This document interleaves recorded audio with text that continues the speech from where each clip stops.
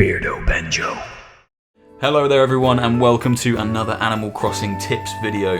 I've done a few of these primarily because I'm addicted to the game and I cannot stop playing it, and I thought I'd do another one today. I'm doing two today actually, but this particular video is just covering off how to get to 5 stars. 5 stars is the coveted thing that everyone kind of wants to get to.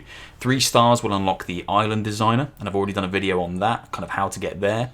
But taking that a little bit further and getting to 5 stars is pretty tough. So I'll talk about what we need to do to get to that point. There's 5 key things you need to do to get to 5 stars, and you do need to keep adding to it. One thing I've noticed in my other video, people were asking a lot of questions saying I've done this, but I'm not there yet. Why is that? Just keep adding. You may feel like you've planted enough flowers, you may feel like you've got enough decorations, you might feel like you've got enough bridges. Just keep adding them. It won't hurt to keep adding. It's only going to bring your island together.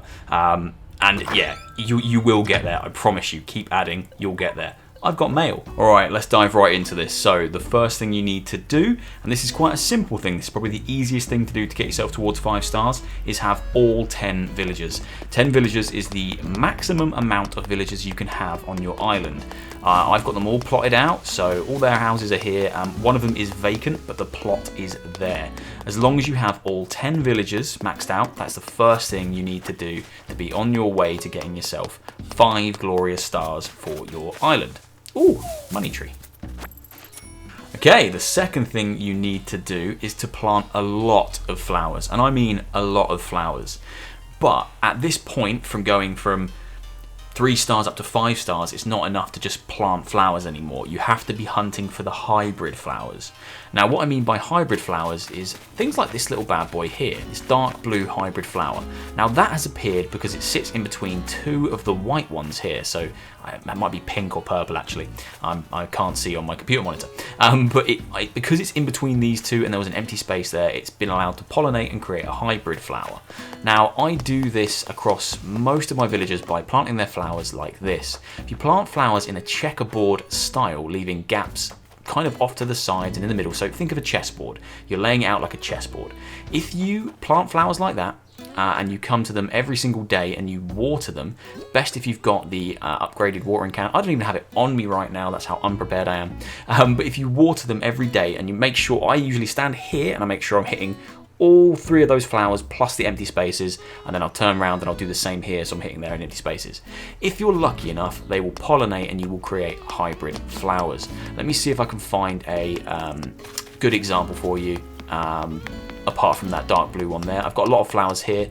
Yeah, I've got a lot of flowers here, and some hybrid ones I believe appeared. So these pink ones I didn't plant, they're hybrids that have appeared. And I have a little graveyard at the top, and I think that will probably be generating hybrid roses. Oh my god, there's red. What a nightmare. That'll be generating hybrid roses as well, so let's go have a little look up there. Okay, so this is my graveyard, and I've laid this out with a checkerboard style as well to hopefully get some hybrid roses. Nothing growing today, but if you put the red roses like this and leave the gaps, that is how you generate black roses. And I know they look very, very cool and everyone's kind of after them, but yeah, you need to be planting flowers and going for the hybrid style. So plant them in this kind of formation, keep watering them every day. It won't happen straight away, and eventually you will get some hybrids. That pushes your score up quite a bit. Okay, this one is the one that people ask me the most about. Decorate your island with furniture. And when I say decorate your island with furniture, I don't mean make a play park and one other thing. I mean cover your island.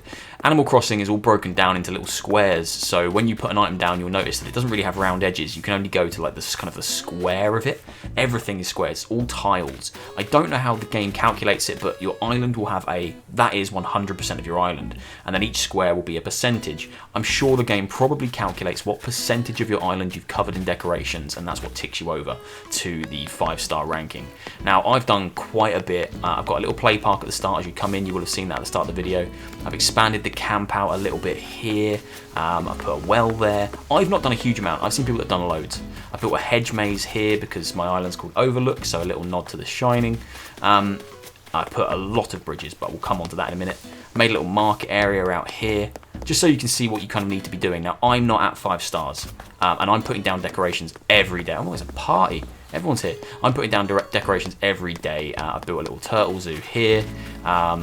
yeah, and these don't count as decorations, I believe they're creatures, so I don't think they count, but try it out. Everyone's house has kind of something outside it, or did. I need to kind of rejig because I'm doing a bit of a redesign, but the houses have got like wheelbarrows outside and things like that. Cover your island in decorations. The items you get, place them outside. If it makes sense to you, I know that you want to own your island and make it look good, but just decorate, decorate, decorate, and cover as much space with your decorations as you can. That's the key thing. It's not just about sticking the decorations down in one place. It's about spacing them out and having as many as you can on the island, and that will push your rating up as well.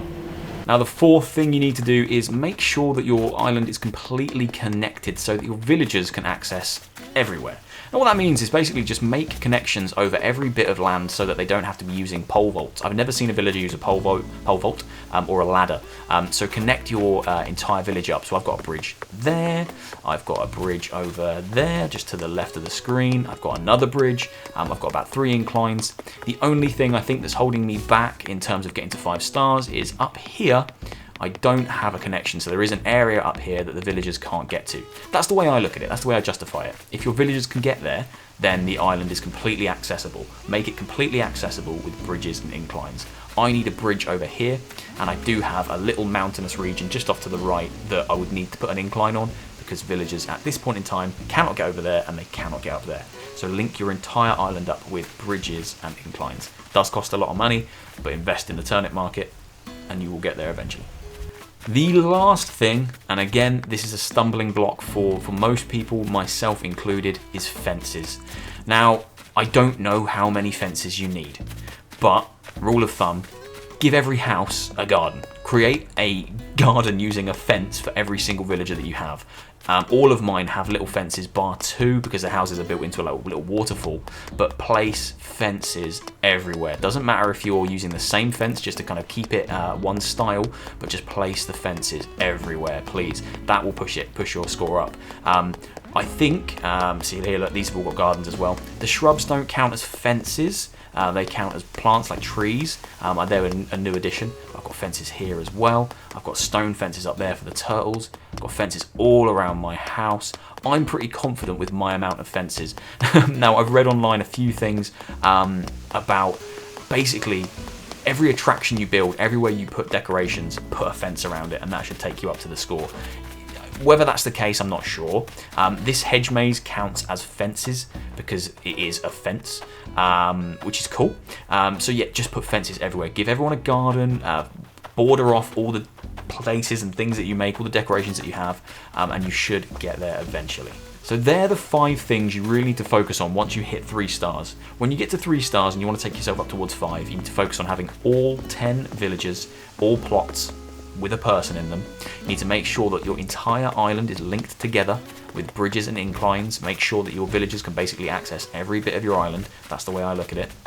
You want to make sure that you've got plants and flowers, importantly flowers planted all over the damn place, and you're trying to get hybrid flowers by planting them in the checkerboard pattern and watering them every day. You want fences absolutely everywhere, because fences are super important to pushing your score up, even though they seem a little bit kind of mundane and normal. But yeah, fences everywhere.